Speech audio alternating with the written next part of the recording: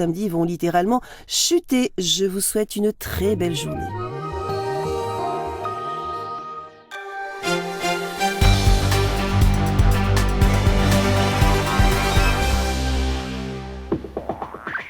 Bonjour à tous, bienvenue dans les Alpes. Tout de suite, les titres de votre journal. Les maires des communes de la Savoie ont été convoqués hier par le préfet. Objectif, répondre à leurs interrogations sur la mise en œuvre de l'état d'urgence et de prévention. Il s'agissait aussi de définir les spécificités du département de la Savoie. Et puis nous irons à Voiron faire un tour du côté du Festival du Cirque. L'événement débute ce soir à guichet fermé. 17 500 places ont été vendues. Les artistes présenteront leur numéro devant un jury qui choisira le meilleur. Enfin, un mot de votre météo avec une belle après-midi dont il faudra profiter puisque le ciel se couvre en soirée. Température de 14 à 18 degrés. Mais d'abord, une importante vague de perquisitions menée dans le cadre de l'état d'urgence s'est déroulée la nuit dernière, notamment à Pont-Évêque, en Isère et puis en Haute-Savoie. Perquisition aussi dans 2 communes du bassin annécien et une autre proche d'Annemasse. Le point à la mi-journée en Haute-Savoie avec Serge Vorette. Bien peu d'informations concernant ces perquisitions cette nuit, si ce n'est qu'elles se seraient déroulées à partir d'1 h du matin à Faverges, également dans le centre de Sénaux et aux environs d'Annemasse. D'un point de vue purement judiciaire, elles ne semblent pas avoir abouti à grand-chose. C'est en tout cas ce que nous confirme le procureur Éric Maillot. Je crois qu'il est important, peut-être pour rassurer tout le monde, d'indiquer qu'aucune arme, notamment aucune arme de guerre et aucune arme de manière générale n'a été découverte.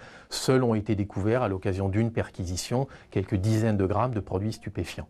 Une personne est donc en garde à vue pour cette détention de drogue qui ne semble pas avoir de lien avec les attentats, mais le procureur d'Annecy confirme la présence de quelques foyers radicaux en Haute-Savoie. Il y a des foyers de radicalisation, selon l'expression consacrée, alors pas nécessairement, et Dieu merci, avec jusqu'à ce jour une expression violente ou une expression illégale, disons-le de cette façon, puisque je suis là pour faire appliquer la loi, donc il n'y a pas de procédure en cours en ce qui concerne, mais oui, il y a quelques foyers de ci, de là qui inquiètent effectivement l'État et sa représentation locale, donc le préfet, il est tout à fait légitime que l'on s'en occupe et qu'éventuellement il y ait des procédures judiciaires qui soient diligentées. Et le procureur de nous confier que ces opérations se dérouleront à nouveau dans le département et ceci à n'importe quelle heure du jour et de la nuit puisque l'état d'urgence le permet actuellement. Oui, justement, on a appris en fin de matinée qu'un jeune homme a été placé en garde à vue en Haute-Savoie à la suite d'une perquisition menée par la compagnie de Saint-Julien en Genevois. Selon le procureur de Thonon-les-Bains, on aurait trouvé chez lui un drapeau de Daesh et des documents suspects. Des contenus informatiques et des ordinateurs ont été saisis. Alors, quels sont les départements les plus concernés par la radicalisation ? Eh bien, une carte de France de la radicalisation islamiste a été publiée pour la première fois par le Dauphiné libéré. On voit notamment que notre région Rhône-Alpes est l'une des régions les plus concernées. Les détails avec Xavier Schmitt. Une carte de la grande région Rhône-Alpes-Auvergne qui indique le niveau de radicalisation islamiste. Rhône-Alpes compte les départements les plus concernés. Quelques 480 personnes ont été signalées. Le Rhône est le premier département avec 145 signalements. Vient ensuite la Haute-Savoie avec 75 signalements, suivent la Savoie 69 et enfin l'Isère 66. Les chiffres ont été compilés par le ministère de l'Intérieur, plus précisément par l'UCLAT, l'unité de coordination de la lutte antiterroriste. C'est le premier bilan sur une année du plan de lutte contre la radicalisation lancé au printemps 2014 face à la multiplication des candidats au départ pour le djihad en Syrie. Les données proviennent de 2 sources. La première est la cellule de traitement mise en place dans chaque préfecture. Elle recense les indices de basculement dans la radicalisation. La seconde source, c'est la plateforme téléphonique nationale mise à la disposition des familles confrontées au phénomène. Sur l'ensemble du pays, plus de 4000 personnes ont été signalées, selon le ministère de l'Intérieur. À la demande du président de la République, les préfets ont réuni les maires de leur département pour leur exposer la mise en œuvre de l'état d'urgence. C'était le cas hier à Chambéry. En Savoie, les mesures de sécurité doivent tenir compte de particularités comme l'afflux de touristes en hiver et les points de passage à la frontière. Xavier Schmitt et Jean-Pierre Rivet. Une minute de silence est observée en hommage aux victimes des attentats de Paris. C'est ainsi que commence la réunion entre le préfet de la Savoie, les responsables des services de l'État et les maires. Sur 305 communes, quelques 130 maires sont présents pour être informés sur l'état d'urgence. L'intervention du préfet et de ses services nous a non pas rassuré au niveau de la sécurité, mais nous a fait comprendre qu'on n'était pas seul, que les décisions qui sont à prendre seraient partagées entre les maires avec les fonctionnaires de l'État pour qu'on puisse appliquer les meilleures mesures possibles. L'état d'urgence comprend des mesures comme la possibilité de perquisition nuit et jour ou d'interdiction de circulation. Pour la Savoie, la vigilance implique des particularités comme les contrôles à la frontière franco-italienne ou la sécurité des touristes en hiver. Mais la vie doit continuer. Il ne faut pas paralyser l'activité, que ce soit l'activité économique bien sûr, l'activité intellectuelle, l'éducation nationale, mais également ce qui est vie culturelle, rencontres sportives. Les maires interrogés accueillent avec satisfaction l'annonce du président de la République, le soutien de l'État aux polices municipales qui pourront être équipées avec des armes de la police nationale. Les polices municipales jouent un rôle de sécurité de proximité en lien avec le maire. D'apporter des éléments complémentaires à leur armement et à leur protection me semble être une décision importante et une bonne décision. Le projet de loi prolongeant l'état d'urgence pour 3 mois sera soumis jeudi et vendredi au vote des parlementaires. Social à présent avec la colère des employés de l'entreprise Soprano Industrie à Vaumilieu en Isère. Cette entreprise spécialisée notamment dans la simulation nucléaire et la climatisation a été placée en liquidation judiciaire par son patron qui n'avait semble-t-il prévenu aucun de ses employés. Une centaine d'entre eux se sont rassemblés hier et ce matin devant le site qui ne leur est plus accessible. Ils espèrent qu'un repreneur va se manifester. Reportage complet dans notre édition des Alpes ce soir à 19 h. Et cette information à lire sur notre site internet France 3 Alpes. L'incendie entre Ugine et Marlins a été maîtrisé. Le feu aurait ravagé au moins 100 hectares depuis samedi. Mardi, 2 Canadair de Marignane avaient été appelés en renfort sur la zone. Article complet à lire sur notre site alpes.france3.fr. On s'intéresse à présent à l'école de la deuxième chance, le 2C comme on l'appelle, est basé notamment à Grenoble, mais aussi à Vienne ou encore Chambéry. L'établissement permet à des jeunes déscolarisés de construire un vrai projet professionnel et décrocher un travail. Jean-Christophe Pain et Dominique Sommet ont rencontré quelques anciens stagiaires. Bonjour. Ouais, ça va. Alors, ça se passe les vacances? Ce sourire, cette énergie égaye les vieux jours de sa mère. Faiza s'occupe d'elle depuis le décès de son père. C'est dire le poids de ce premier emploi. Mes amis, ils ont dit comment t'as trouvé le travail comme ça à Carrefour. J'ai expliqué, bien sûr, faire des stages. Tu vas bien parler avec les clients. Franchement, il faut les responsables qui font confiance à toi. Et dans la grande distribution, on ne fait pas confiance si facilement. Faiza a décroché son CDI grâce à l'école de la deuxième chance. Stage, formation d'1 an en magasin, CDD de plusieurs mois. Au rayon alimentation, justement, Susanna fait ses preuves. Chocolat, regarde, tu prends la douche, hop. L'école lui a permis de trouver ce qu'elle voulait faire de sa vie. De la santé, son projet a évolué vers la pâtisserie. Il m'a donné la chance de savoir qu'est-ce que j'aime bien faire pendant ma vie. Parce qu'il faut toujours aimer qu'est-ce qu'on fait. Moi, je savais au début que le métier d'agent de service hospitalier, je ne pourrais pas le faire pas toute ma vie, mais la pâtisserie, je trouve que oui, c'est quelque chose qui ça change. Susanna et Faiza ont suivi leur formation ici, à l'école de la deuxième chance, comme Aurélie, qui passe son grand oral aujourd'hui. Donc en fait, vous avez un peu le plan B, comme je disais tout à l'heure. Voilà.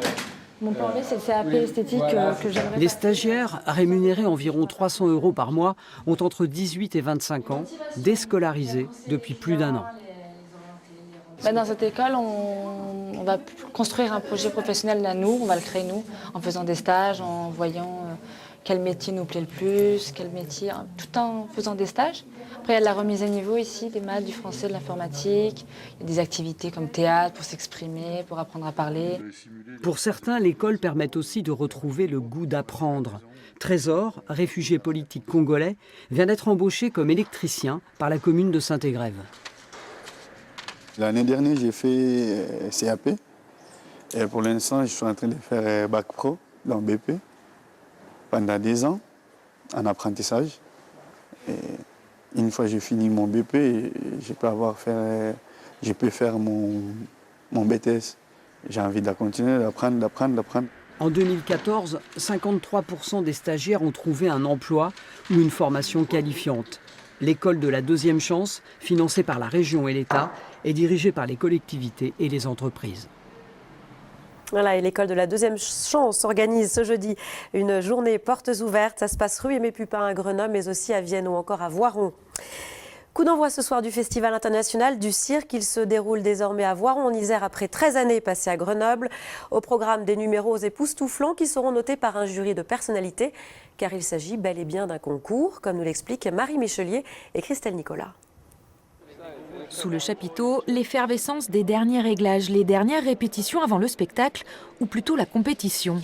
C'est la particularité du festival, sa marque de fabrique, faire juger les numéros à l'applaudimètre et par un jury de personnalités. Vous avez demain un spectacle de sélection de 14 numéros, 14 supplémentaires vendredi soir, et sur tous ces numéros-là, on va en garder que 14 pour la finale. Donc malheureusement, le vendredi soir, on va dire à certains, ça s'arrête là, parce que c'est une vraie compétition, il y a de vraies notes, et le compteur est remis à 0 vendredi soir, et samedi, même ceux qui ont été qualifiés remettent leurs notes à 0. Des muscles, mais pas seulement des jongleurs, des funambules, des éléphants, mais aussi des chats ou des furets. Autant d'artistes, une soixantaine venus des 4 coins de la planète, et parmi eux, un pour qui les montagnes de Chartreuse n'ont rien d'exotique, un grenoblois, Topic. Plus habitué des scènes de théâtre, le clown à texte est un peu impressionné. Ouais, c'est impressionnant quand même.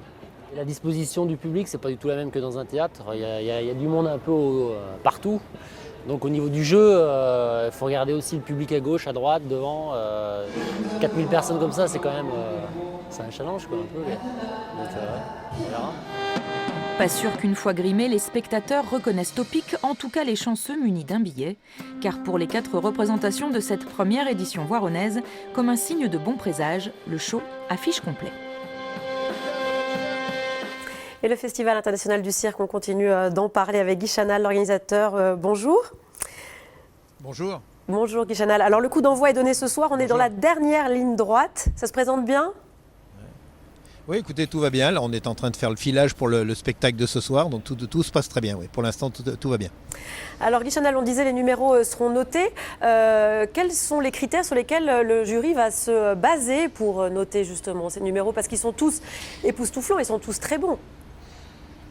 Oui, ils sont tous très beaux, parce que ce sont tous des artistes internationaux de grande renommée. Et c'est justement, le jury doit faire très attention. Il faut savoir juger, pas par rapport à la dimension du numéro. Si vous prenez 4 éléphants avec des chevaux, c'est toujours très impressionnant, mais après vous avez de la force pure, vous avez des choses, donc il faut savoir ne pas se laisser impressionner par une quantité d'objets ou de quoi que ce soit, et regarder que les numéros soient pour la force par exemple, qu'on voit qu'on ne force pas justement, c'est ça qui est très impressionnant.